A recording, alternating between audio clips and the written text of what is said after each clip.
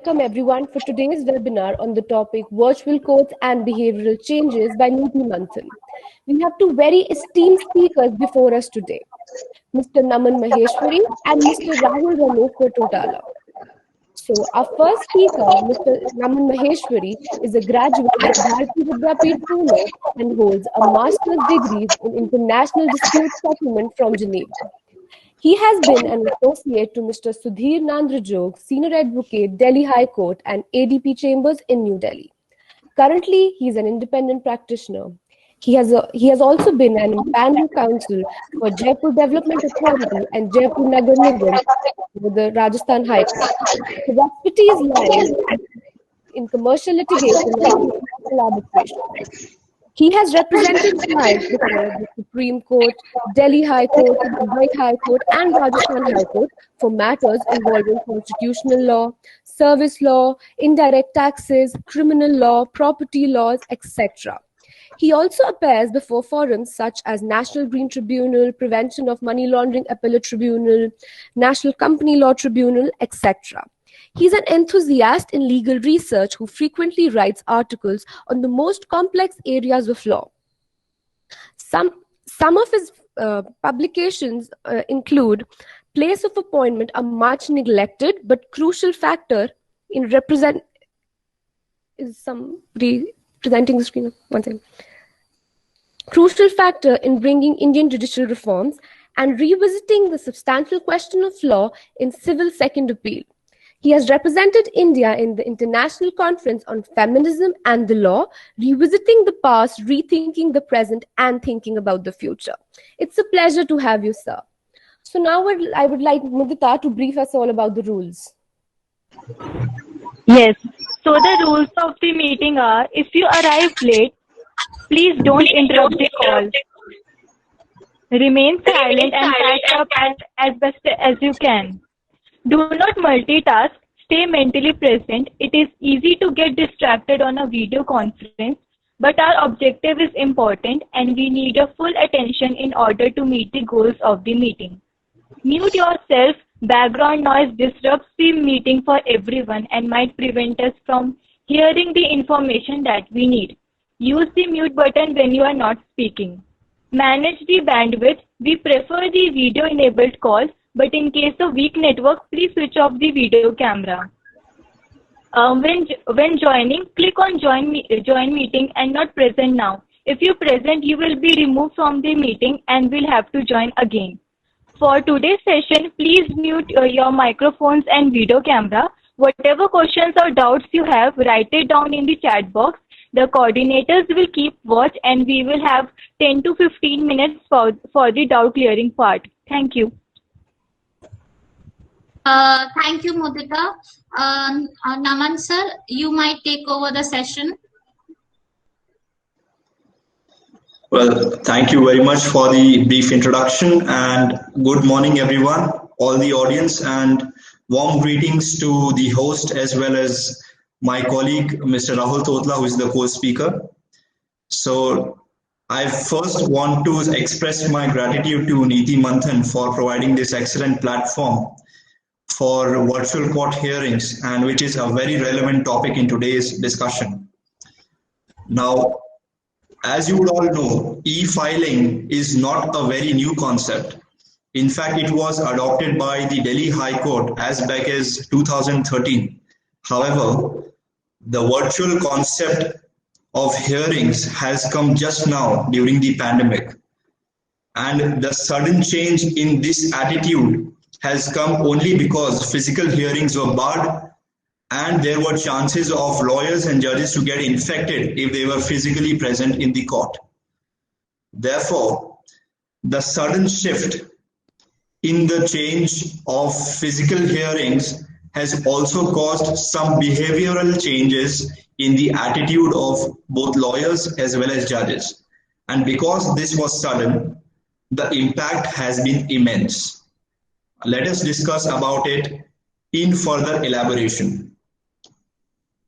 I would like to compare this scenario of sudden shift from physical hearing to virtual hearings as you would take somebody who is a migrant and who has migrated from a homeland to a foreign land, and the kind of changes he would experience is the same a judge or a lawyer would experience who has no idea how virtual hearings will work. In my limited experience, I have appeared before the Supreme Court of India as well as Rajasthan High Court in the lockdown period where physical hearings were barred and virtual hearings took place. So my experience is limited, and unfortunately, I have not been able to submit before the trial court or appear in a trial. So my experience would be limited to High Courts and Supreme Court. Now, when we talk about virtual hearings, the first thing which comes to mind is technology. And technology is something which young generation is readily able to adapt. Unfortunately, for old people, it is a bit difficult to know and to adapt to the system. And therefore, you can very well observe that who are aged and who are not so very young or not so tech savvy, for them it was difficult to adapt to the new system. And so is the same for the lawyers. For the young generation, it was quick and it was efficient. But for the old generation, it was a bit difficult. But thanks to the efficient system of the Supreme Court and the High Courts, that they had very good staff who would support them for the virtual hearings and made them available all the time for a smooth virtual court performance. So I would now like to state that district courts in this format are lacking a bit because district courts do not have, first of all, a digitalized system of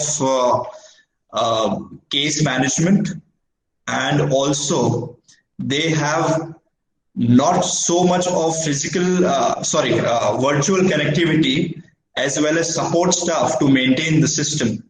And therefore, physical courts are the real sufferers in the form of, district courts are the real sufferers in the form of virtual hearings. But High Court and Supreme Court level have been working efficiently well. So because we are now in the virtual mode, obviously the clients are absent and the lawyers are also absent in the form of physical hearings.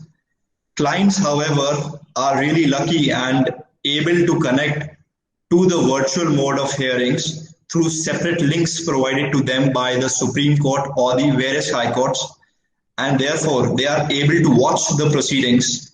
They are able to see how their case is getting affected and how they are being progressed. So in a way, it is a very good medium for the clients to sit at home, not to travel anywhere across the country, be safe, and still get hold of their cases which are being progressed in the court of law. This is a very good platform for the clients, I personally believe. And apart from that, as we talk about the trial courts are almost at a halt because trials are not taking place with any kind of efficiency these days. Only matters, in my knowledge, which are being listed before the trial courts are that of bails and any other small applications in a civil case or maybe 138 negotiable instruments case. But apart from that, no full-fledged trials are going on, and that has hampered the system in a big way. Similarly, in the High Courts and the Supreme Court, most of the matters which are getting listed are that of interim nature or small applications which can be disposed of immediately in one hearing or two hearings at the max. So basically, no final hearings are taking place because virtual hearings are being debated as something which cannot take place or substitute the physical hearings by one set of judges and one set of lawyers. On the other hand, some of them are promoting virtual hearings to say that they can be effective medium for justice delivery system. Now let us talk about the communication which takes place on virtual medium between lawyers and judges. The lawyers are able to connect to the judges in the same way as they did in the physical hearings. It is only through the virtual medium. However, if you see that the clients are not able to connect to the judges, and even earlier they did not do it because they would only go through the courts through the lawyers. So only the lawyers would represent them in the courts. The clients did not have to say a word until and unless asked by the judges. This is happening the same way in today's world as well.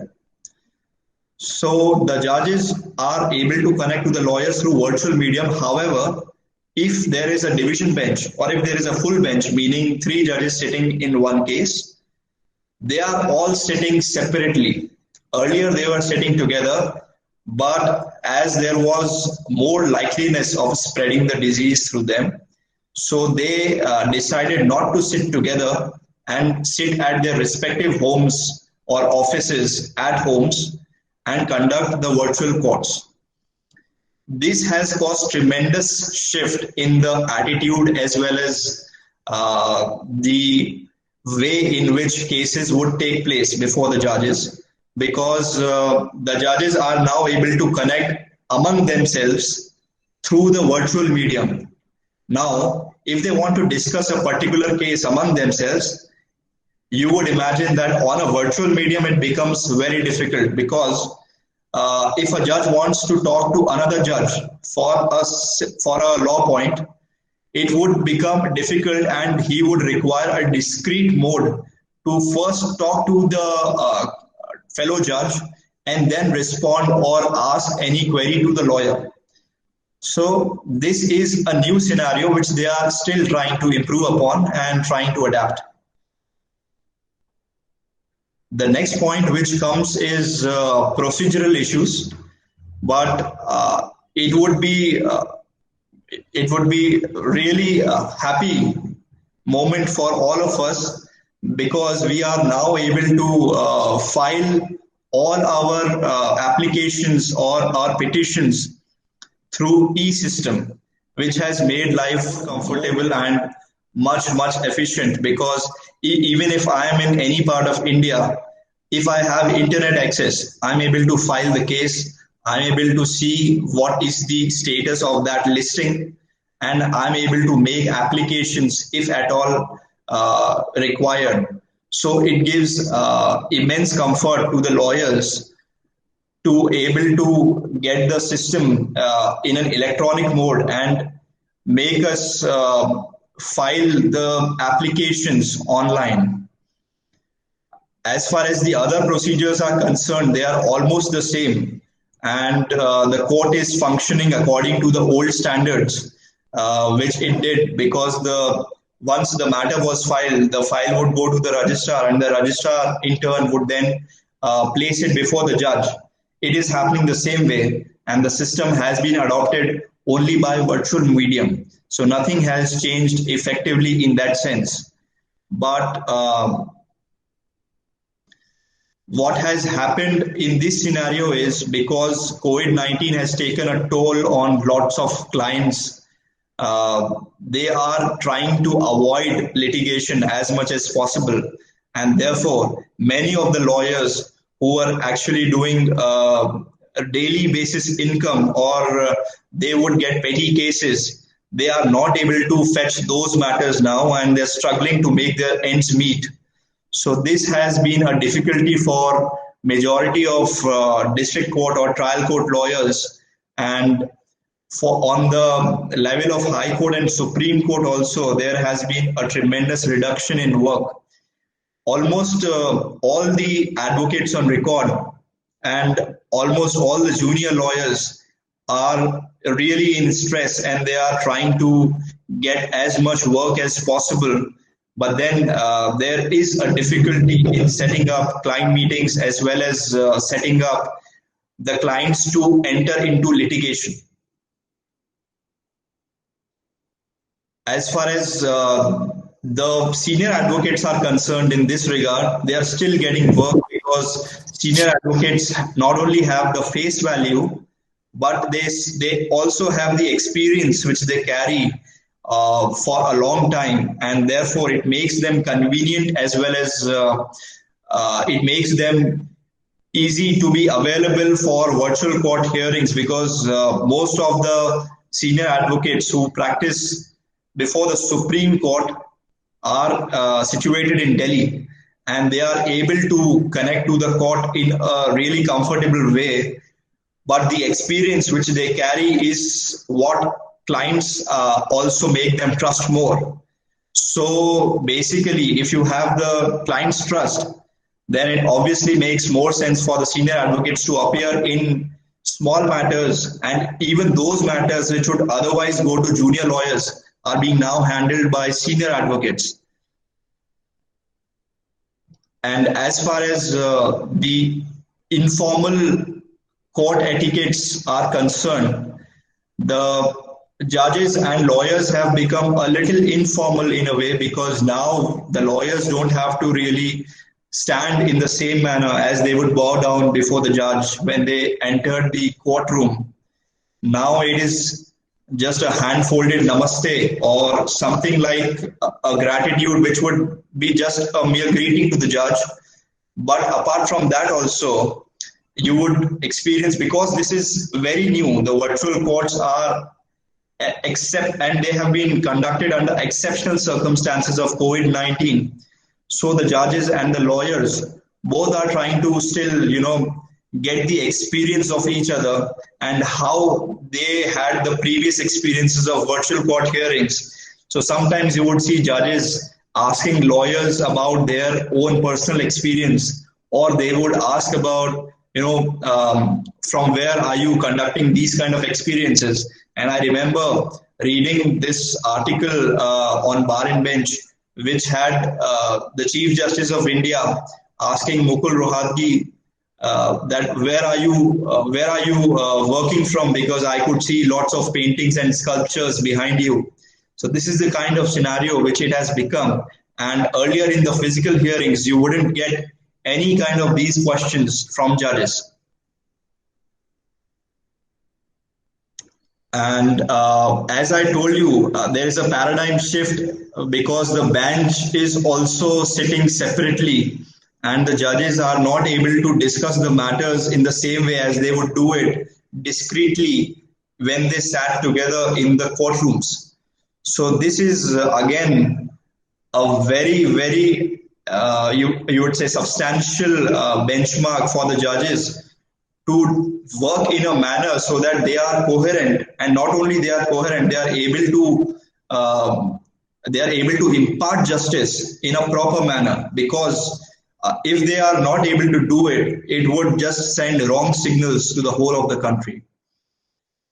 And as we talk about my last topic for discussion is was how fast are new cases going to be get listed in virtual courts.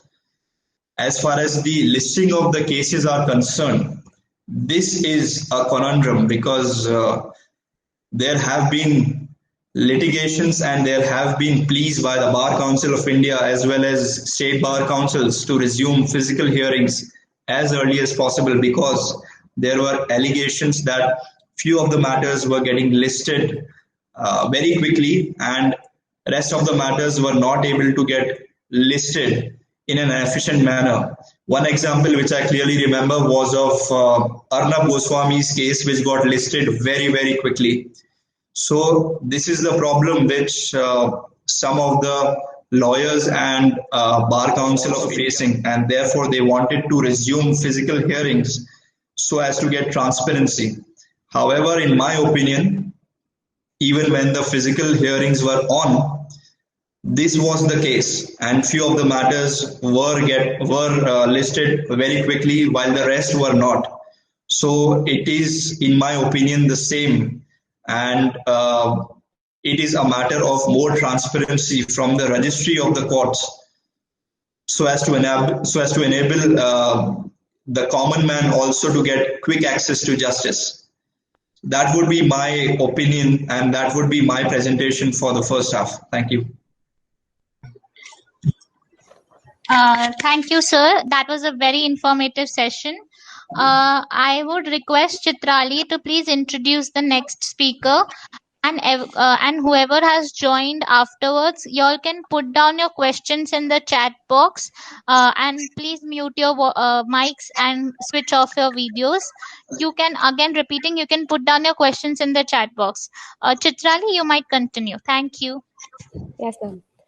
So our second speaker is Mr. Rahul Rameshwar Totola, who is a BSL LLB graduate from ILS Law College, Pune, and holds a master's degree from Bharati Vidyapeeth University, Pune. He has a lot of academic qualifications to his name, like Diploma in Intellectual Property Laws, Diploma in Cyber Laws, Diploma in National and International Commercial Arbitration, Postgraduate Diploma in Financial Laws, etc. He has interned with Mr. Harish Salve, Senior Advocate, Supreme Court, and was also an associate with Vidhi Partners, Mumbai, where he conducted hearings in the commission constituted for the Adarsh scam. After which he joined the chambers of Mr. Chetan Kapadia. He regularly appears in the Supreme Court, Bombay High Court, National Company Law Tribunals. He has conducted arbitration hearings before retired Honorable Justice S.P. Kurdukar and retired Honorable Justice J.A. Patil. He has assisted Mr. Chetan Kapadia in research for London Court of International Arbitration and also Mr. Ramjet Malani, Senior Advocate, Supreme Court, and Mr. Gulam E. Vahavanti, former Attorney General of India, and Mr. Darius Khambatta, Advocate General of State of Maharashtra. It's a pleasure to have you, sir. Thank you.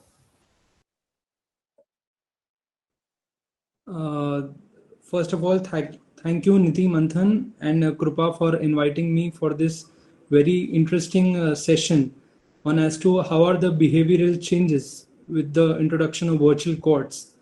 I think this is the new normal which we are going to deal with for some time. I don't know whether it will be for all times to come, but looking at the COVID situation, until and unless we get a vaccine, I think this is going to be the new normal for quite some time.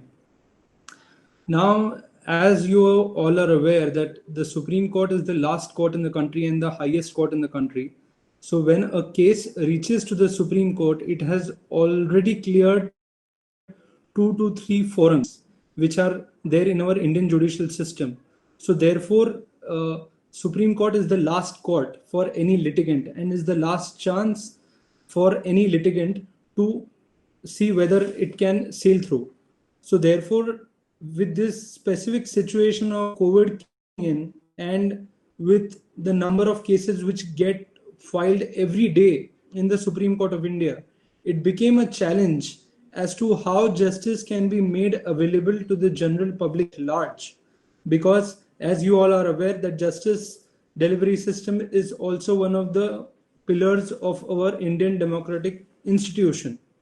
So therefore, when the lockdown got imposed by the central government, there were ways and methods which were being checked, tried, tested by all the courts as to how justice could be made available, at the same time keeping a check on the disease not spreading further. Because as you all must have noticed that when you enter a courtroom, it is not possible to actually practice social distancing because of the space constraints. So therefore, immediately, I think within a span of 2 weeks, the Honorable Chief Justice of India took upon itself, and in a suo motu civil writ petition, which is the case number is 5 of 2020, issued several directions to all the courts, including the district court, including the high court, and said that while this COVID situation continues, there are some directions which the Supreme Court gave by invoking its inherent power under Article 142 of the Constitution. I will just briefly narrate all those directions which the Honorable Supreme Court gave so that the justice could be made available to the public at large. First, the have been and should be taken by this court and by the high courts to reduce the need for the physical presence of all stakeholders within the court. Then the Supreme Court of India and all high courts are authorized to adopt measures required to ensure the robust functioning of the judicial system through the use of video conference. Third, consistent consistent with the peculiarity of the judicial system in every state. Every high court is authorized to determine suitable temporary transition measures. Concerned courts shall maintain a helpline to ensure that any complaint in regard to the quality and the audibility of feed shall be communicated immediately during the proceeding or immediately after the proceeding.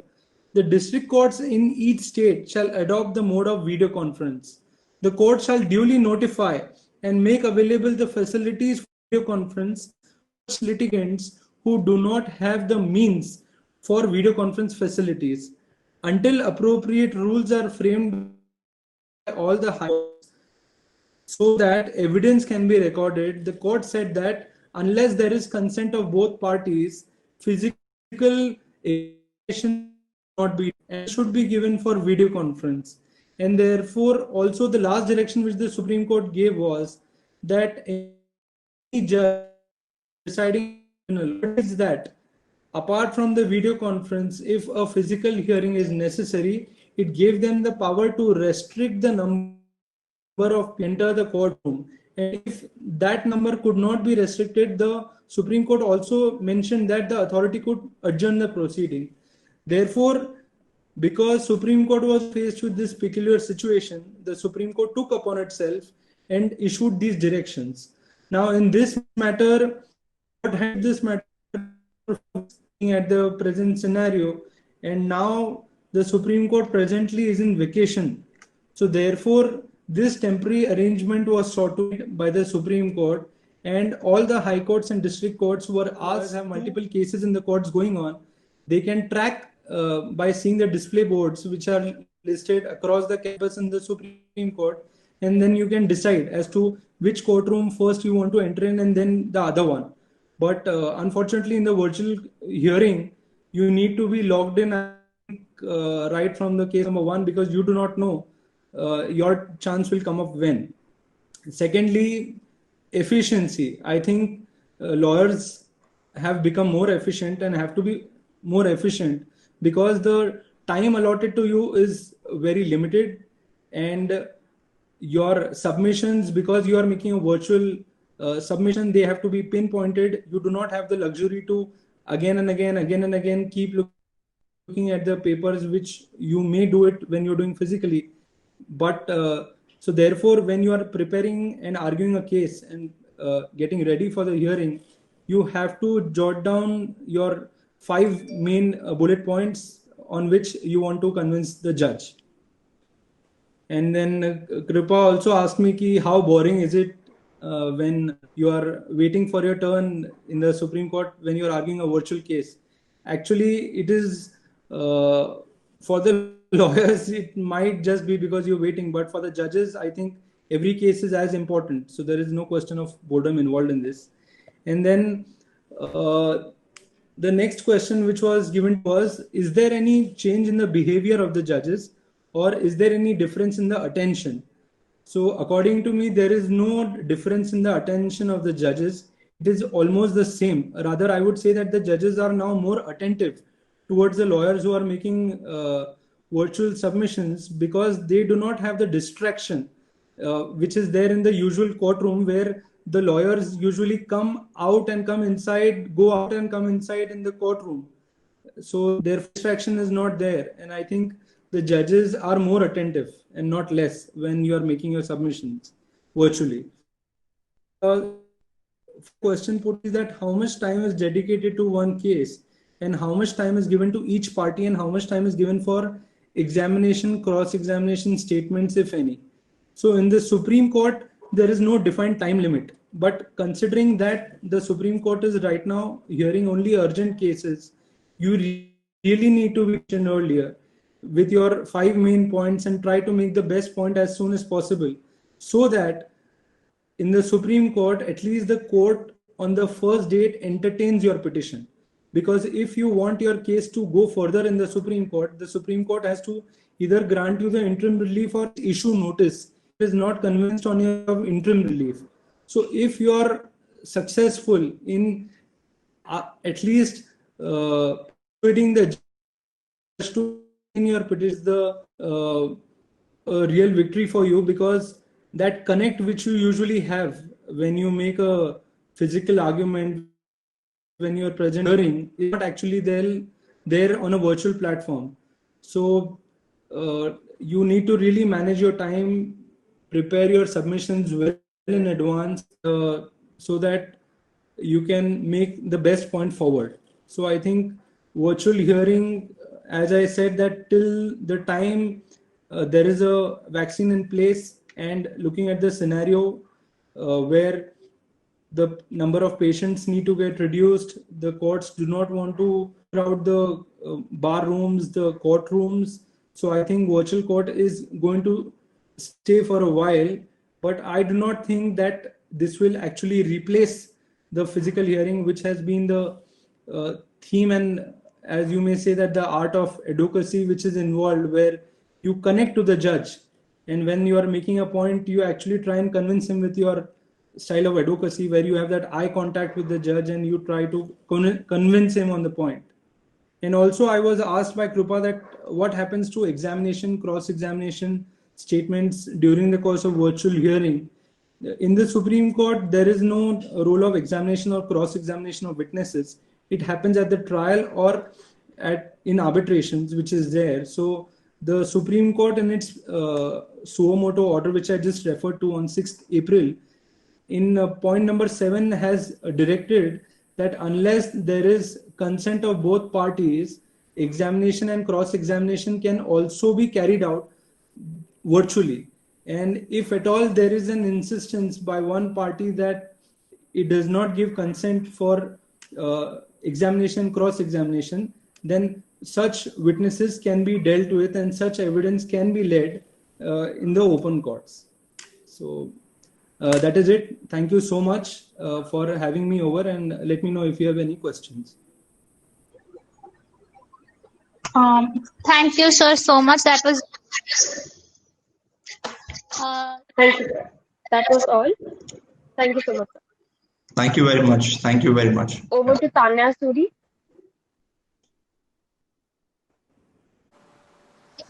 It gives me immense pleasure to deliver the vote of thanks to our esteemed speakers today, Mr. Naman Maheshwari and Mr. Rahul Chotala, for an enlightening webinar on virtual courts and behavioral changes.